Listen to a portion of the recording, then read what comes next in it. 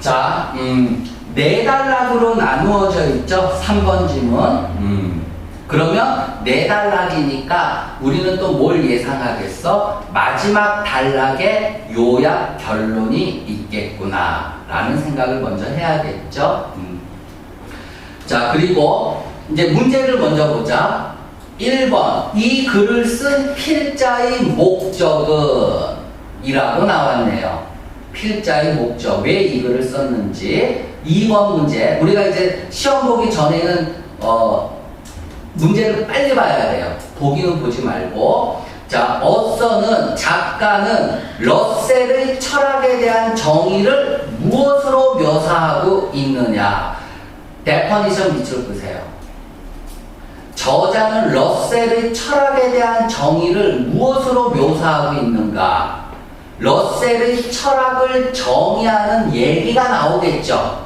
일단 그러면 1번 문제는 2번 문제로 풀 수 있다는 얘기네. 2번 문제가 러셀에 대한 철학의 정의가 나온다고 했으니까 이 글은 철학을 정의하는 글이라는 걸 알 수 있겠죠. 이렇게 문제의 조각을 통해서 알 수 있다는 얘기야. 문제를 보면서.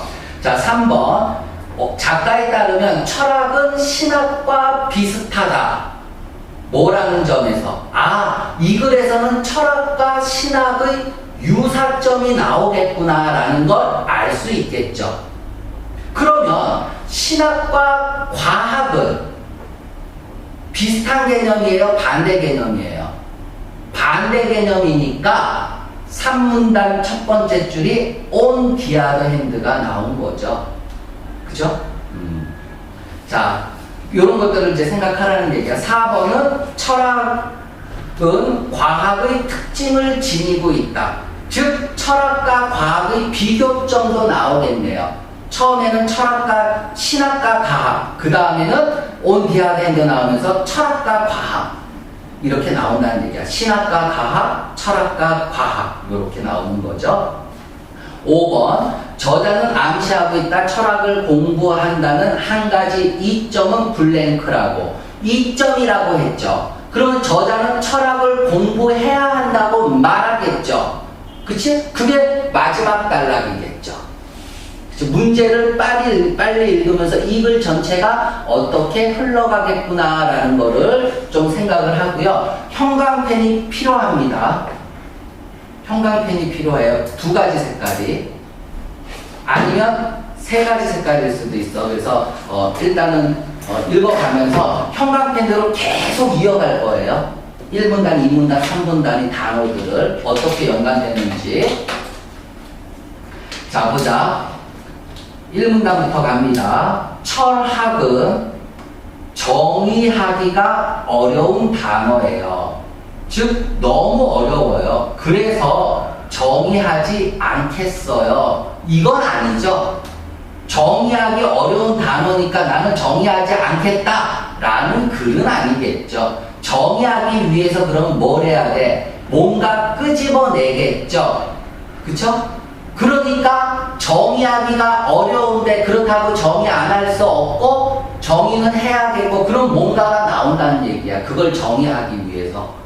인용 패턴이 나오겠죠. 여기서는 뭐로 나온 거야? 러셀이 나온 거겠죠. 어떻게 알아? 읽지도 않고 아까 문제 2번에 러셀을 봤잖아. 2번 문제에서. 그쵸? 그래서 러셀을 통해서 철학을 정의하겠구나 라는 게 문제를 읽고 첫 문장을 읽으면서 머릿속에서 이제 스쳐가야 된다는 거죠. in part, 부분적으로 뭐 때문이냐 하면 그것이 의미할 수 있기 때문이야. 다양한 것들을, 다양한 사람들에게 다양한 것들을 의미할 수 있기 때문에 정의하기 어렵다는 거죠. 즉, 철학은 너무나 다양하다는 거죠. 그래서 정의 내리기 어렵다는 거네.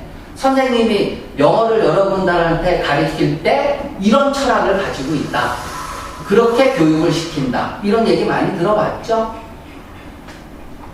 선생님 하나만 있는 건 아니죠?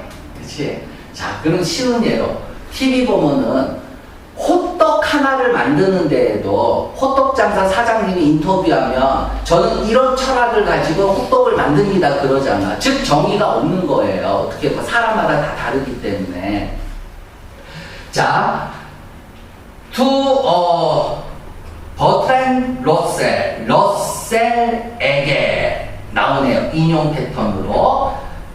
러셀은 누구냐? 서양 철학사의 저자인 러셀에게 그것은 철학은 무엇인가입니다. 신학과 과학 사이에 있는 어떤 것이군요. 신학과 과학 사이에 있는 어떤 것이군요. 철학 형광펜 끄세요. 그리고 이렇게 화살표. 그냥 막 내려 지저분해도 돼요. 일단 보이세요. 신학과 철학 사이에 있는 어떤 것입니다. 자, 이것은 매우 컨사이즈, 간결하지만 그러나 꽤 충분한 적절한 정의예요. 이게 이제 2번 문제에 해당하는 거예요. 됐죠? 꽤 간결하지만 꽤 충분한 적절한 정의라는 얘기야. 자, 따라서 it is was 다음에는 ing 쓰죠? 무조건 능동형 ing 쓰는 거. going to 안으로 들어가 보자. in some detail 상세하게 안으로 들어가 본다. 즉 상세히 파헤쳐볼 가치가 있다라는 얘기죠. 상세히 파헤쳐볼 가치가 있다. 자세히 다루어 본 가치가 있다는 얘기죠. 다시 말하면 자세히 한번 다루어 보겠다는 얘기예요. 따라서 철학이란 뭔지 한번 자세히 다루어 보자 라는 얘기를 하고 있네요. 자, 1문단에서 1번 문제를 풀 수 있습니다. 1번 문제 먼저 풀고 가죠. 기니까. 이 글을 쓴 필자의 목적은 뭐죠? 러셀에 대한 철학의 정의가 나왔으니까 철학을 정의하는 글이겠죠. 답은 1번의 답은 A번이죠. 어떤 용어를 정의하기 위해서. 어떤 용어가 뭐야? 필라소피죠. 어텀에다가 패러프레이징해서 필라소피라고 적으면 돼. 철학. 1번에 A번에 어텀을 필라소피를 패러프레이징 한 거라는 얘기야. 2번 저자는 2번 문제도 풀 수 있죠. 저자는 러셀의 철학에 대한 정의를 무엇으로서 묘사하고 있는가? 무엇으로서 묘사하고 있어? concise but quite adequate definition. 짧지만 concise를 short로 쓴 거죠. adequate를 sufficient로 쓴 거죠. 요렇게 또 패러프레이징. 얘를 패러프레이징 한 거예요. 얘를 short로. concise. 얘를 adequate, sufficient로. 이렇게 정의를 내리고 있죠. 자, 그럼 이 문단 갑시다. 철학이 뭔지 한번 자세히 다뤄보겠다 하고 갑니다. 이 문단. 자, 철학은 반은 신학이고 반은 과학이에요. 그러나 철학은 이것들 중 어느 것도 아닐 때도 있다는 얘기죠. 이것들 중 어느 것도 아니에요. 반은 철학, 반은 과학이고 반은 신학이라고 해놓고 또 이것들 중 아무것도 아니래. It is likely theory. 철학은 신학과 비슷하다라고 했죠. 그치? 신학과 비슷하다. 자, It is likely theory라고 하고요. 위에 something intermediate에서 이렇게 화살표를 하세요. 그 다른 색깔로 칠해. 다른 색깔로.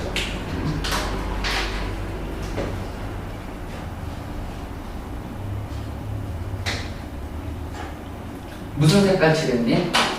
일단 다른 색깔로 칠하세요. 뭐라는 점에서 인데 철학이 생각을 다룬다는 점에서 자, 철학이 생각을 다룬다는 점에서는 주제에 관한 생각이네요. 어떤 주제? for which 명백한 지식이 획득될 수 없는 주제, 그 주제에 관한 생각들이죠. 이건 뭐라 그래? 형이상학적 생각이라고 하죠. 써놓으세요. 형이상학적 생각.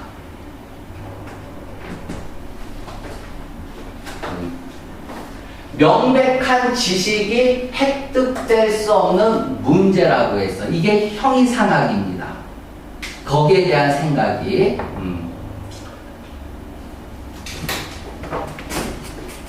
자, 철학은 신학과 비슷하다 그랬으니까 비슷한 점이에요. 그게 뭐라고? 형이상학적인 주제들. 그쵸? 명백한 지식이 획득될 수 없는 주제에 관한 생각이라는 거죠. 그쵸? 그러한 것을 철학이 다룬다는 점에서는 비슷하다. 신학과 철학이 비슷한 점 3번 문제에 있죠? 그죠? 3번 문제. 3번 문제 풀고 갑니다. 자, 3번 문제 보자. 이 페이지에 따르면 철학은 신학과 비슷하다. 어떤 점에서? A번, 둘 다 믿음을 요구한다는 점에서. 철학의 믿음이 어디 있어요? 신학만 요구하는 거죠. 자, 과학적 방법을 거절한다. 이런 말은 언급도 안 됐고. C번, uncertainty, 불확실성이죠. 그쵸? 불확실성을 다룬다는 점에서.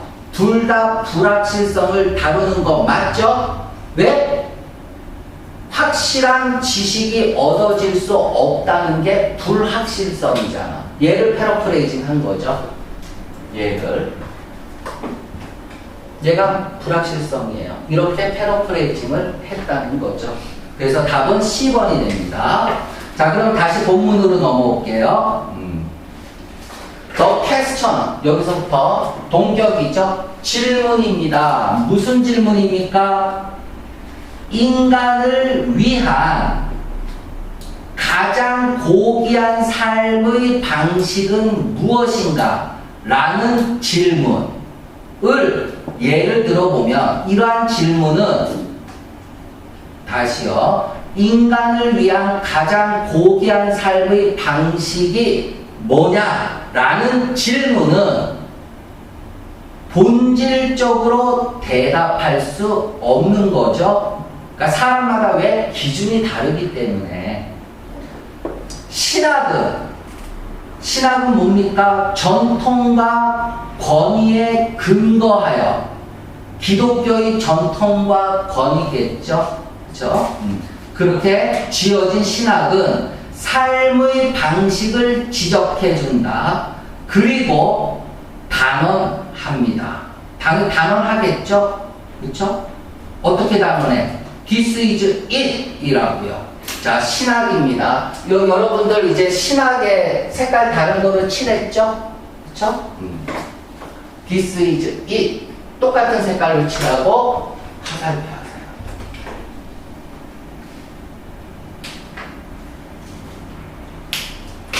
This is it.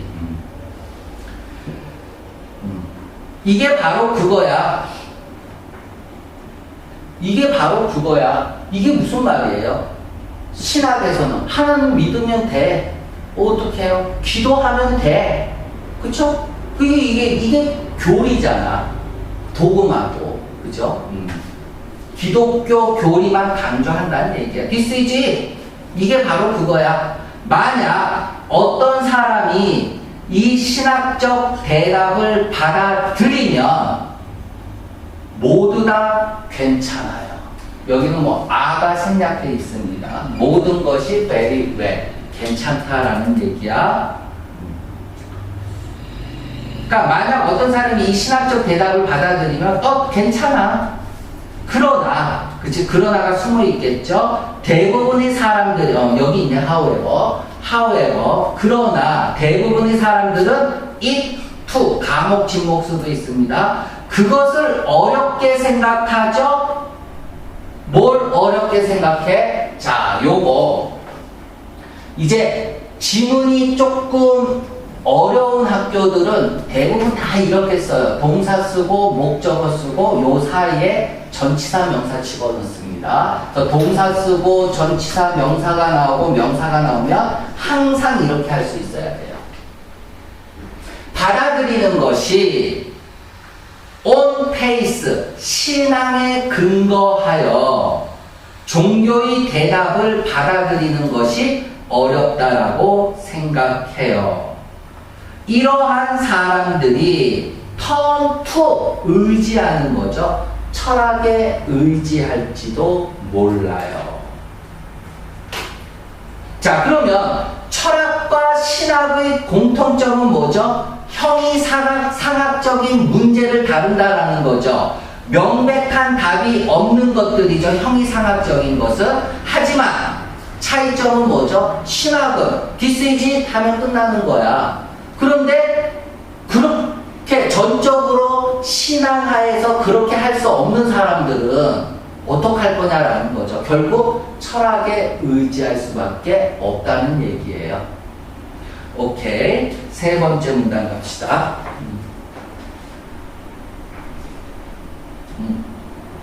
됐죠? 그러면 여기서 신학과 철학을 다시 한번 구분을 해요. 공통점은 뭐라고? 형이상학적 문제를 다룬다는 거. 신학과 철학은 차이점은 뭐야? 신학은 this is it이라고 하고, 그쵸? 철학은 그렇지 않다는 얘기죠. 그렇지 않다는 얘기는 뭘까? 얘는 딱 정해져 있는 거야. 이 일 어떻게 해요? 기도해. 하나님이 알려주실 거야. 철학 기도해. 단식 기도해. 예. 하나님이 알아서 하시는 거야. 예. 믿음의 근거를 하면 상관없겠죠. 받아들이는데 믿지 않는 사람들은 받아들이기 어려워. 철학에 그래서 의지해. 즉 철학은 딱 정해져 있는 게 아니라 굉장히 유연하다는 얘기예요. 이럴 수도 있고 저럴 수도 있고 1 더하기 1은 1일 수도 있고 2일 수도 있고 기움일 수도 있고 그죠? 자, 이렇게. 자, 이제 세 번째 문단 가면 조금 더 형광색이 복잡해질 거야.